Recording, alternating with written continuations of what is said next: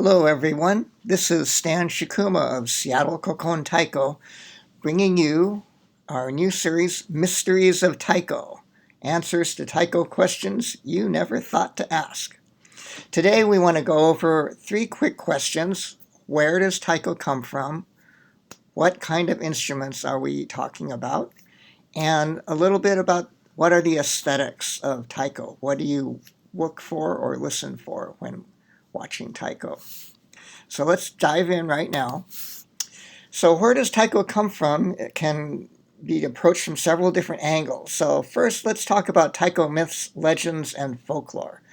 So one of the folkloric tales about Taiko is about the mother's heartbeat, that when you're in the womb, the first thing you hear, the first rhythm you ever hear is your mother's heartbeat.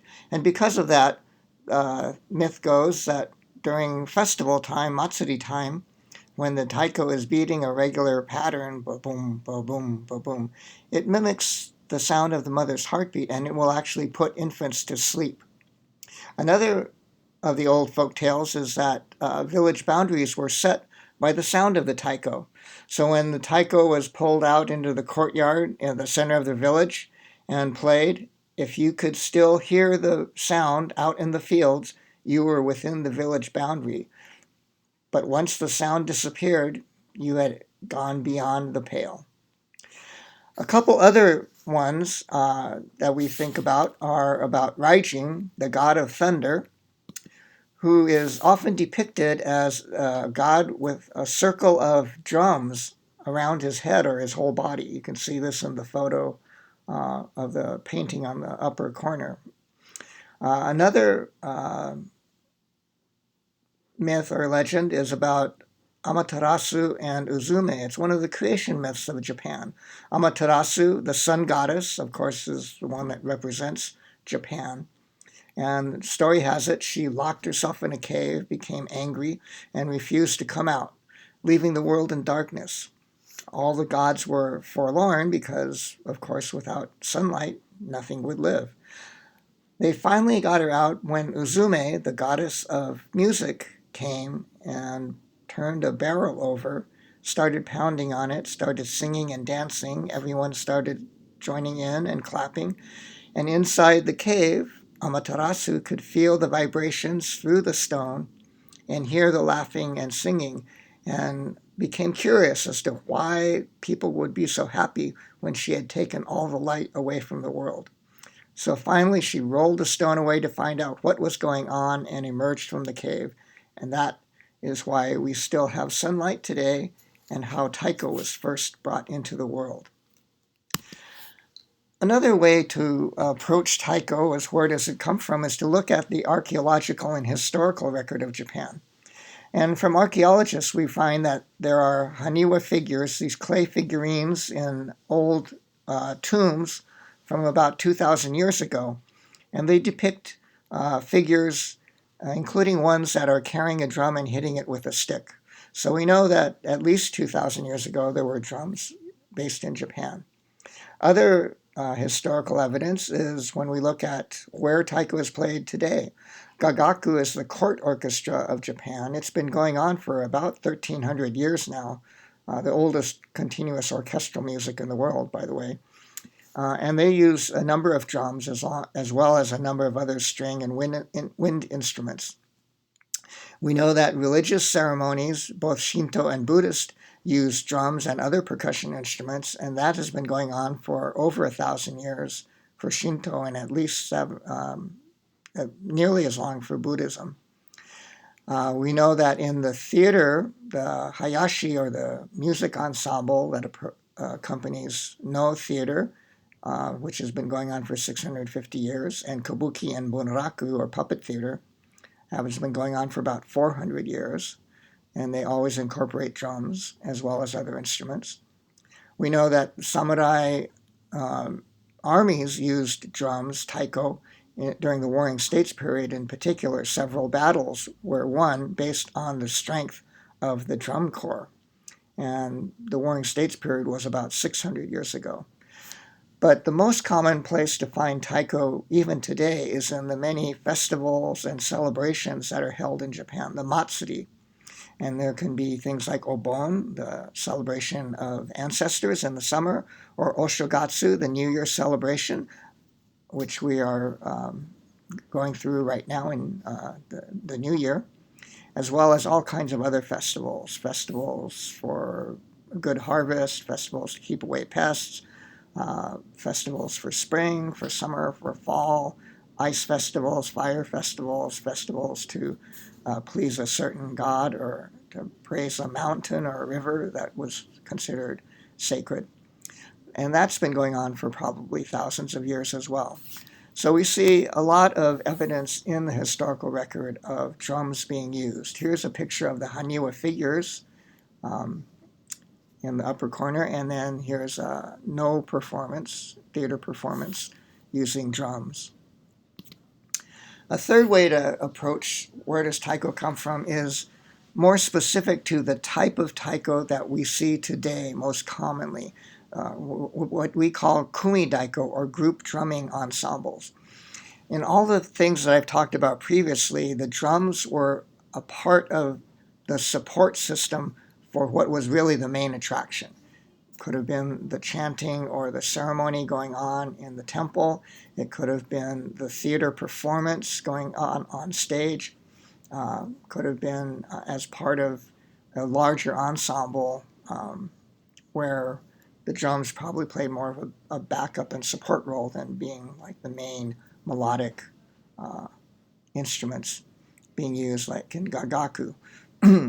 So the advent of a taiko drumming group where it's a big percussion ensemble and people come to see the people drumming is kind of a new invention post-World War II. In Japan, this was started by Osuwa Daiko, a man named Daihachi Oguchi, formed this group in 1951 and generally considered the first Kumi Daiko group in Japan. A few years later, Oedo Skuroku Taiko formed in Tokyo. They did a bone style of drumming that is a little, Tokyo's an urban area, a little more flashy, a little more showy, using diagonal or slant stands. And this moved over to the United States in 1968 when San Francisco Taiko Dojo was started by Seiichi Tanaka. Tanaka sensei had studied with both Osuwa Daiko and Oedo Skuroku Taiko, so he brought both of those styles into the US and started teaching. The following year, in '69, Kinara Taiko was started by Reverend Mas Kodani and other members of Senshin Buddhist Temple in Los Angeles, and they were the first Buddhist temple group, and subsequently they helped start a number of Buddhist temple groups across the country, in New York, in Chicago, in Salt Lake City, in Denver, and in Seattle. A third pioneer group in the United States was San Jose Taiko, formed in 1973. Roy and PJ Hirabayashi and Gary Tsujimoto and others, many of them active in the Asian American movement of the late 60s, early 70s, and embedded in the Asian American movement that started around then and became kind of a leading voice for community-based taiko. And locally, our first group was Seattle Kokon Taiko, back then called Seattle Taiko Group, which formed in 1980. And now we have probably more than a dozen groups in the state of Washington. So that's a little bit about where taiko comes from. How about what do we play? What is taiko and what instruments are we playing? So taiko and narimono, or percussion instruments, are what we play. Generally, the taiko can be divided into two major groups. One is the byo uchi daiko, or tack strike drums, meaning the heads are tacked on or nailed on, held by nails, and then you play the head. And this can be subdivided into odaiko, chudaiko, kodaiko, or large, medium, small, or nagaro daiko and hirado taiko, which means long body or short body. The other major grouping is the shime daiko, or tighten drums, meaning that the heads, instead of being tacked in place, are held together by ropes or, in more modern times, by bolts, and tightened that way. And you can see on the photos on the right, there's a tied shime, tsukushime taiko, that is roped, and then below that one that is held by bolts. And then another category within that grouping is called Okero Daiko, which is the lower left corner.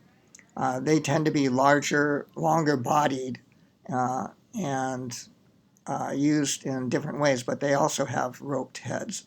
And then there are other drums that don't fall into these two major categories, like uchiwa, fan drums shaped like a fan, a round head on a stick, basically, or paranku, which is a handheld drum mainly used in Okinawa for asa drumming. But those are kind of the major drum types. Narimono, literally meaning sound things, include a number of instruments that we will use in Seattle Kokon Taiko. So a tarigane, sometimes also called the chanchiki, is the struck bell or a hand bell. You hold it in your hand and hit it with a beater with a deer antler at the end of it. Chapa are hand cymbals, little cymbals that you hold in your hands. Horagai, the conch shell horn. Hyoshigi are woodblock clappers. In the old days in Japan, they were used, or even today, they're used to open, like kabuki theater performances. They start with that to announce the start of the play. Shops or stores that are opening for the day will use those. And in the old days, the fire departments would also use really big ones to help wake up people and sound an alarm. And the mokugyo is a wood fish mouth block or a wood block bell or a temple block. And you can see these instruments here on this slide.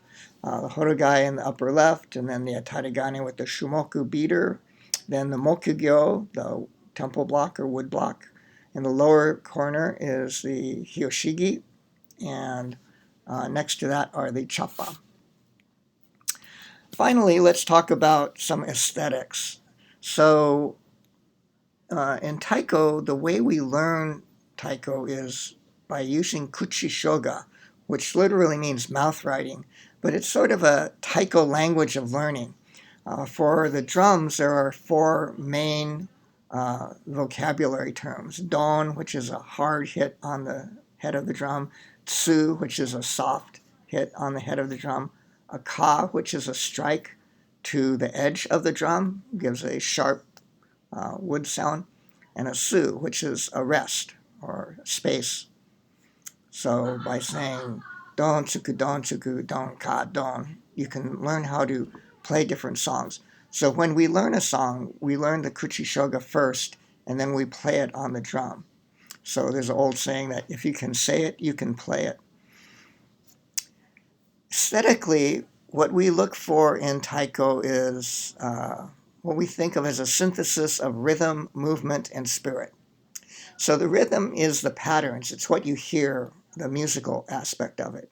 The movement is more like the dance, what you see, how we hold our arms and how we set our body in a stance, what we do when we move the arms, the body moving around the drum sometimes as well. So it's kind of, taiko is sometimes considered like dancing with the drum. And that's the visual aspect. And then there's the spirit or what you feel. And that could either be the spirit, the energy that you bring as a player to the drum and exchange with the drum, or the energy that you exchange with other members of your group, or the energy you exchange with the audience, that you put out energy and the audience gives it back. So that kind of spirit enters into it. There's also the individual approach, the more philosophical approach to taiko. We know that a lot of taiko players feel like as a traditional instrument, the drum is made out of wood that came from a tree. The hide came from an animal, nowadays a cow. And the tacks and the metal came from the earth. So it's a very organic feel that you get from it. And then as a person, you give voice to all of those spirits that went into making the drum. So each time you strike the drum, you're releasing that spirit from the drum and adding your own voice to it. So there's that spiritual aspect. An important part of this final point is ma, what we call sometimes literally translated as a pause or a space. But in the West, we tend to think of the pause or the space as the absence of sound. But in Japan, it's more looked at as the presence of silence. And you need the presence of sound and the presence of silence in a balance in order to have good taiko, to have more meaningful art. And so this idea of ma is the space is just as important as what you fill in between the spaces. So that's some basic things about taiko and what it is, where it comes from, and what to look for, what we're trying to express when we play taiko. And one of our teachers told us that after watching us play, his comment was, well, sometimes less is more. And I think what he was talking about was that we needed more ma in our life. And I hope you enjoyed this short presentation, and I hope you will come and listen to Seattle Kokon Taiko in the future once that we can actually start performing in public again.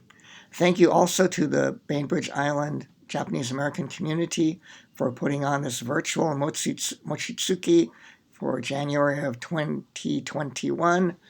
And I hope you have a great year this year. Thank you.